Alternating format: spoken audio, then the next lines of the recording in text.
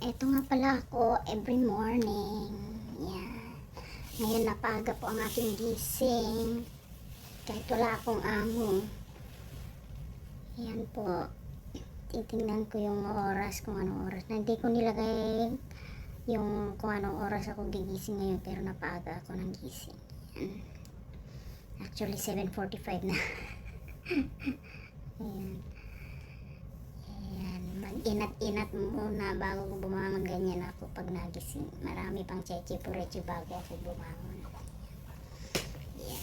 Kailangan ko nang sindihan ng aking ilaw at kasi madilim sa aking room.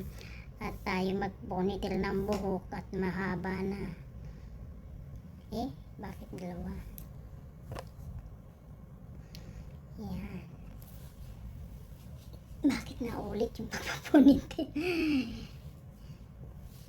Ayan po siya. Ako every morning, ganyan po. Dahil sa umaga, ganyan tayo. Tayo parang bruha.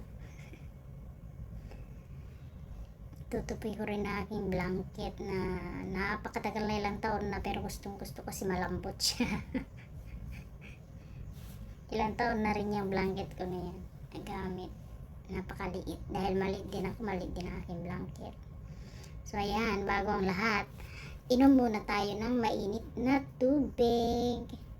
Ayan po, kailangan natin ng warm water sa katawan pagkagising. Pero ayan, nagmumug na ako dyan bago ako uminom ng tubig.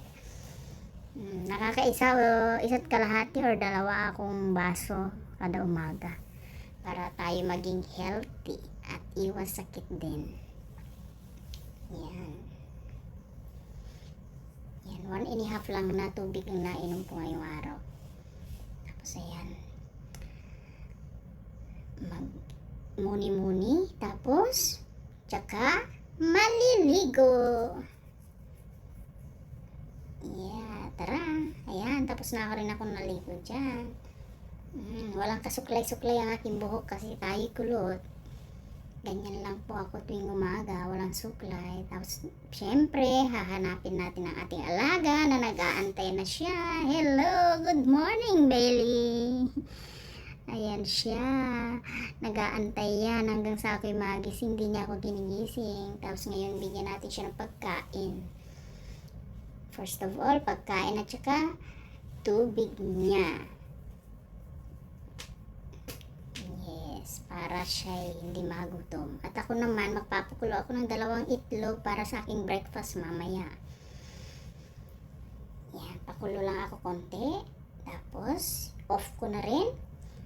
I-off ko na kasi baka tayo magkasunog. Bago ko ibababa ang aking si Bailey. Nag-aantay na si Bailey ko. Ayan na si Bailey. Ayan na. Gustong-gusto na daw niyang bumaba. Tara na, sabi niya sa akin. Baba na tayo. Inaamoy-amoy na niya ang puwet niya kasi gusto nang magbawas. Ayan. Kaya yan, dinala ko muna siya sa labas. Dadalhin ko muna. Pero bago yan, pinag-warm up ko muna siya ng tatayo. Tayo, stand up, sabi ko. Ayan. Kaya yan, ready na si Bailey lumabas. Nasa elevator na kami. Ayan. Excited na siyang lumabas. Maglakad-lakad muna kami sa labas. Ng mga ilang minuto. Yan, ang routine namin everyday. Kung minsan nauna akong mag-almusal bago ko siya ilbaba. Ayan na siya. Yan. Baba na kami, ilang minuto rin siguro kami maglalakad. Thank you for watching, guys.